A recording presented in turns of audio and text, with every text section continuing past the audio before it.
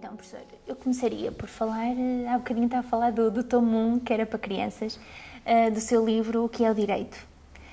E começaria por lhe perguntar quais foram as motivações, o que é que o levou a escrever este livro? Se foram motivações como pai, tendo adolescentes em casa, ou como professor, o que é que o levou a escrever este livro, nesta linguagem tão simples e ao mesmo tempo tão cativante de aprendermos algumas noções sobre isto que é o direito?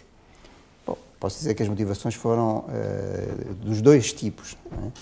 De um lado, a noção de que muitos dos estudantes, quando entram na Faculdade de Direito, não têm a noção do que é o direito, obviamente, do que é a justiça, de como é que funciona o sistema político e jurídico português, e, de outro lado, pelo facto de ter em casa, na altura 3 filhas, agora são 4, que se interrogavam muito sobre, precisamente sobre o que é o direito. E muitas vezes, sobretudo em casa, a ideia é um tipo de atividade que desgasta muito. A minha mulher é juiz, desgasta muito, os pais chegam muito tarde a casa, é uma grande maçada e portanto era um pouco essa incompreensão sobre o que é o direito e como é que funciona na prática que gerou essa ideia de escrever um livro para jovens. Mas havia dúvidas, sei lá, notícias de televisão, como é que se apercebeu que havia realmente uma necessidade de lhes explicar? Porque surgem dúvidas, não é? E estando pouco tempo em casa, os pais, como é que se apercebeu dessas, por perguntas que iam fazendo e achou que começavam a ser muitas e se calhar requeria a escrita de um livro? Muitas vezes aquilo que se verifica em Portugal é que muitos dos jornalistas, por exemplo, que têm responsabilidade neste setor, portanto, cobras, julgamentos, não têm noções básicas do direito. Não têm noções básicas, por exemplo, sobre a organização judiciária portuguesa, sobre o processo civil, sobre o processo penal. E, por isso, frequentemente as notícias têm erros flagrantes. Não é? Por exemplo, o erro flagrante de não compreender qual é a função até constitucional do Ministério Público. Não é? De não compreenderem o que é a presunção de inocência.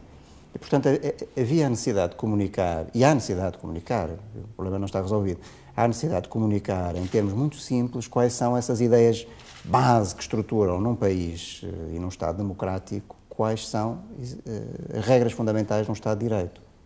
Muito bem.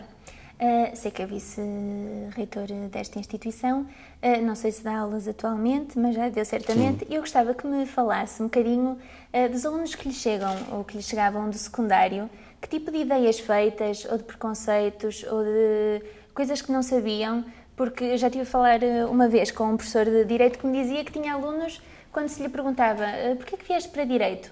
Porque nas séries americanas parecia-me uma coisa fixe. E pronto, não tem propriamente a ver com exercer direito em Portugal, o que se vê nas séries americanas. Bom, as motivações que levam um estudante a inscrever-se em Direito são muito diferentes, não é? Sobretudo numa faculdade que recebe por ano cerca de 500 estudantes. Não é? Portanto, e cada estudante, cada pessoa é um caso diferente. E tem uma motivação, tem uma motivação diferente, obviamente.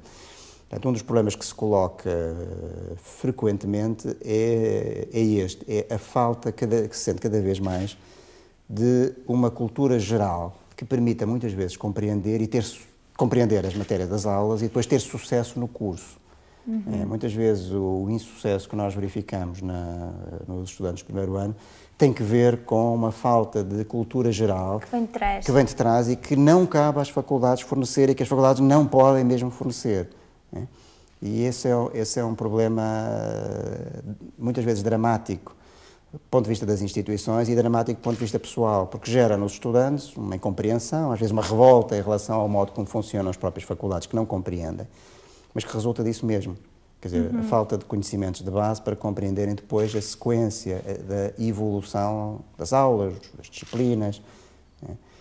E, portanto, em todas as universidades, neste momento, em especial na sequência do processo de Bolonha, das universidades europeias, há esta tentativa de escrever manuais, livros de introdução às diferentes disciplinas do curso, que de alguma forma supram essas carências de conhecimentos que se sentem todos os alunos. Ou seja, este não é só um problema português, é um problema geral nos sistemas universitários europeus.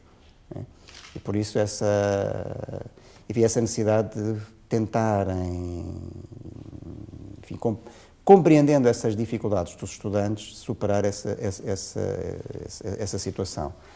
No caso dos cursos de Direito, isso é um pouco complicado, porque hoje em dia, devido ao modo de acesso ao ensino superior, nós verificamos que o perfil do estudante também é muito diferente.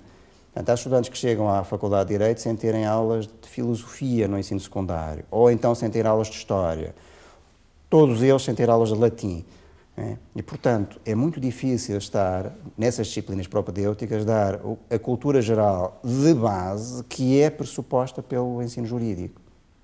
Esse é um dos problemas mais complicados que os estudantes enfrentam no primeiro ano e que todos os professores têm que resolver no primeiro ano. É mesmo complicado.